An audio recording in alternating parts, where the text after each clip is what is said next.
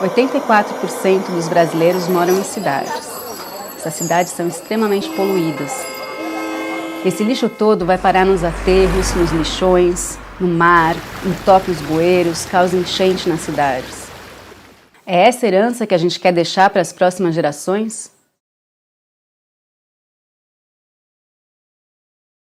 E é uma consequência da nossa vida, né, nas cidades, mas principalmente de como as coisas foram criadas, a nossa economia aí foi desenvolvida, a indústria, sem nenhuma preocupação do que acontece depois com os materiais.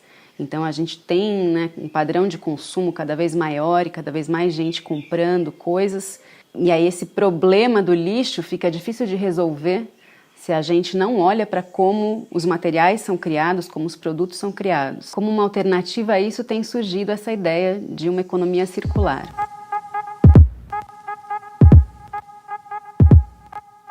E eu tinha ainda 19 anos quando eu conheci o EVA, que é um material que é usado para fazer um monte de produtos meio descartáveis, né? Ou produtos que se desgastam muito rápido, tatame, de yoga, sola de chinelo, brinde promocional, brinquedo de criança. Só que é um material que, como muitos outros, não é pensado também no que acontece depois do uso com ele. Porque o EVA, sempre que você corta ele, você tem um negativo que é maior do que a parte que se usa. E essa sobra, ela não consegue, não dá para derreter e fazer uma peça nova. E eu entrei em contato com isso de um jeito que para mim foi muito forte. Quando eu estava andando pelo Brás, eu vi aqueles sacos enormes que o pessoal deixava na rua para o caminhão do lixo pegar. E eram sacos cheios de cor, assim, né? Cores de vários formatos, de várias espessuras, e eu achei aquilo lindo. E eu vi a hora que o caminhão passou e pegou aqueles sacos de cor e misturou com, né, o lixo comum, né? Resto de comida, resto de papel higiênico, e aquilo me doeu, assim, profundamente. Foi uma sensação, como assim, né? Estão jogando cor no lixo.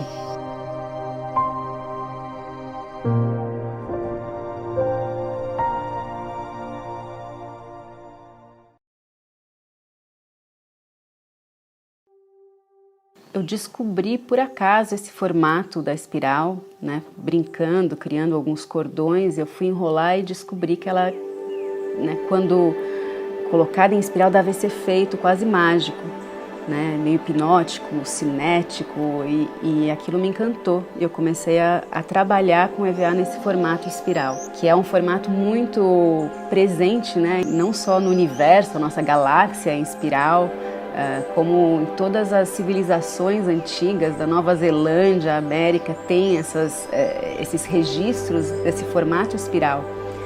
E ele é algo que fala muito pra gente num nível assim muito instintivo.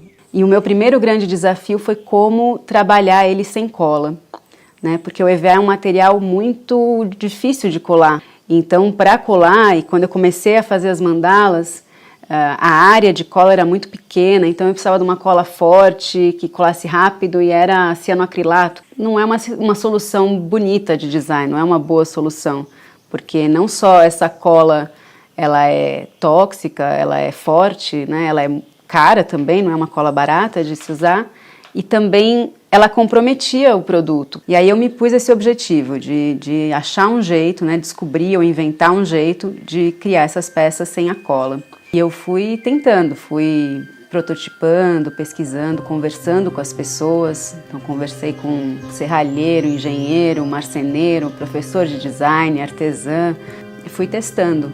Até que em 2005 eu consegui finalmente criar essas peças com encaixe, com uma pecinha de polipropileno que eu desenvolvi, que ela substitui a cola e liga um arame na outra. E isso melhorou 300% a qualidade do produto e do processo, porque não só aquilo não descola, não abre, né, como a cola descolava, mas também dá para desmontar ela inteirinha e transformar ou consertar ou refazer sem prejudicar os módulos, sem contaminar um material no outro. E a partir daí, quando eu resolvi essa parte técnica, tudo começou a fluir. né? Esse trabalho foi sendo reconhecido, eu comecei a sair em revista, em jornal, aquilo começou a ter pedido. Eu ganhei 2 prêmios super bacanas de design, um da Fundação de Design Latino-Americana na Holanda e um prêmio da Unesco. Eu ganhei o 1º lugar num concurso internacional da Unesco e comecei a receber contato de muitos fabricantes de EVA ou fabricantes de produtos com EVA que me procuravam querendo doar os resíduos, falando que tinham visto meu trabalho, tinham adorado meu trabalho, que tinham 10 toneladas, 4 toneladas por mês e que podiam me levar ou se eu podia buscar. E aí eu percebi que tinha alguma coisa errada. Eu tinha ido atrás de programas de empreendedorismo social e estava fazendo com o apoio da Artemisa, que é uma organização aqui do Brasil, e uma outra organização nos Estados Unidos, pensando um plano de negócios para esse meu trabalho. E aí na hora de quantificar o impacto, né, isso é uma coisa que as pessoas pedem nesses projetos, quantifica o impacto positivo que a tua iniciativa vai gerar, como você vai resolver o problema que você está se dispondo a resolver. E aí eu comecei a perceber que eu não estava resolvendo um problema. Quando eu comecei a entender melhor a cadeia produtiva do EVA, e essas fábricas todas começaram a me ligar oferecendo toneladas de material, eu fui vendo que nesse quadro mais amplo, o meu trabalho ele era muito limitado.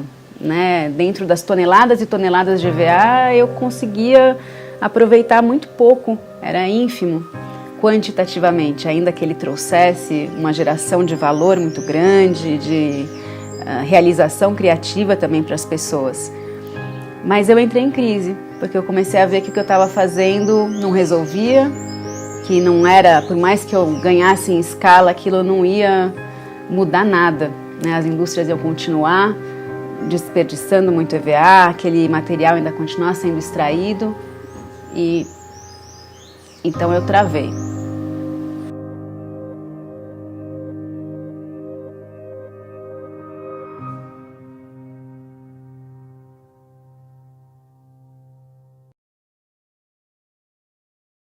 Em vez de seguir essa inércia de ganhar escala, eu continuei tocando o projeto por uns 2 anos, mas fui desacelerando e fui me questionando. E aí, num momento, eu parei de trabalhar com EVA um pouco e fui pesquisar mais, fui aprender mais sobre design, mais sobre a indústria, sobre o ecodesign. E aí, em 2008, eu li um livro, o Cradle to Cradle, né, que é do berço ao berço, que mudou muito a minha percepção, ele confirmou todos esses questionamentos que eu já tinha e me fez enxergar assim, de uma forma muito mais ampla o meu trabalho e toda essa questão dos resíduos. Principalmente com essa ideia de que não adianta você gerenciar um resíduo que já existe, você tentar resolver esse problema a partir de um desperdício, ver esse desperdício, quantas toneladas são e tentar dar um jeito. Você tem que trazer essa solução muito antes, na hora que você está concebendo, né, na hora que você está projetando um material ou um produto, você já tem que pensar no que vai acontecer com ele depois. Né? No caso do EVA, é um material que está errado, ele não tem que ser produzido para essas aplicações se ele não pode ser reciclado, se ele não pode ser compostado. Então, qualquer solução que a gente dê é uma solução provisória, a solução de verdade está no momento do design. Então, para a gente ter uma perspectiva de futuro, a gente tem que sair dessa ideia de minimizar esses danos, né? Que toda a abordagem da sustentabilidade até hoje tem essa pegada de minimizar. Então a gente vai jogar menos lixo fora, ou vai, né, tirar um pouquinho de lixo do aterro, reciclar um pouco, isso não resolve. Então a ideia é a gente criar processos circulares. Então o que é circular? É um processo que imita a natureza nessa ideia cíclica, porque na natureza não tem lixo. Então, um resíduo de uma espécie é alimento para outra.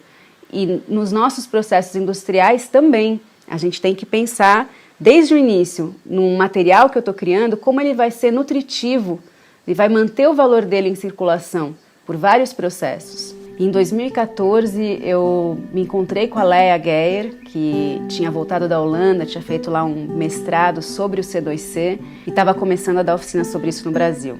Falei, nossa, você conhece isso? Ninguém aqui no Brasil naquela época falava dessas coisas. Então a gente se juntou, ela estava começando a representar aqui o Michael Braungart, do EPEA, que é um dos autores do livro C2C, e a gente começou a fazer esse trabalho aqui no Brasil de advocacy, né, que é você ir conversar com várias indústrias, governos, né, pessoas, stakeholders, para discutir como que essas ideias podiam ser colocadas em prática no Brasil. Naquela época isso era muito pioneiro aqui, as pessoas não tinham ouvido falar, e então a gente percebeu que precisava ter mais uma difusão e discussão dessas ideias. E aí a gente criou em 2015 a Ideia Circular, que começou como um blog e agora é uma iniciativa que a gente dá várias palestras, oficinas, cursos presenciais, curso online. E tem sido muito gratificante de ver a transformação que já está acontecendo nos últimos anos e o interesse que esse assunto tem ganhado aqui no Brasil.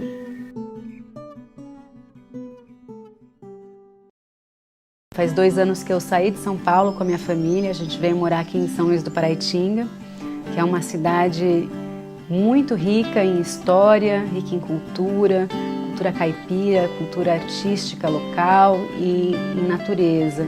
Traz uma qualidade de vida para mim, para minha filha, para o meu companheiro, que a gente não teria na cidade grande. Isso também me fez retomar o meu trabalho com EVA com outro olhar, voltar a valorizar esse trabalho, porque ele tem muito valor. Então, poder retomar esse trabalho criativo sem essa pressão de ser a solução para aquele problema, mas, pelo contrário, aproveitar essa potência que ele tem de fazer as pessoas se surpreenderem, pararem, se questionarem. Uau, o que é isso? É tecido? É borracha? E aí entenderem, né? Falar, não só mostrar aquelas mandalas como um produto ou como uma solução, mas usar isso para despertar curiosidade e levantar esse questionamento sobre a economia linear, a economia circular e o jeito que a gente cria as nossas coisas. Tenho mudado esse foco, né, da solução para a discussão do problema e um aprofundamento, e do produto para o processo, né, e para a experiência. Então eu tenho feito muitas oficinas, workshops e vivências em que as pessoas podem colocar a mão na massa e experimentar essas técnicas que eu desenvolvi. Porque é como uma técnica de pintura, você pode criar muitas coisas com a tinta e o pincel e é a mesma coisa. Você tem as bolinhas e dependendo de como você compõe aquilo e como você molda, cada pessoa pode inventar uma coisa muito diferente.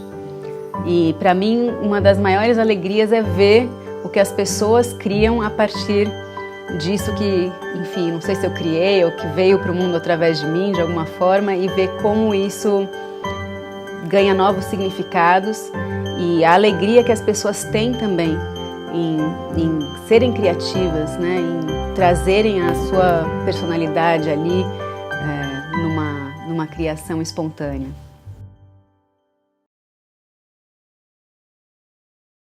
Em 2018, eu fiz um projeto Desespirais, que levou esse trabalho, essas ideias, para um público muito grande, com exposições no metrô de São Paulo. E esse ciclo de exposições no metrô terminou na estação do Brás, e para mim foi muito emocionante isso, porque foi onde tudo começou, onde eu conheci esse material. Então foi como se depois de quase 20 anos eu voltasse ali para o começo, com esse novo olhar de transformação.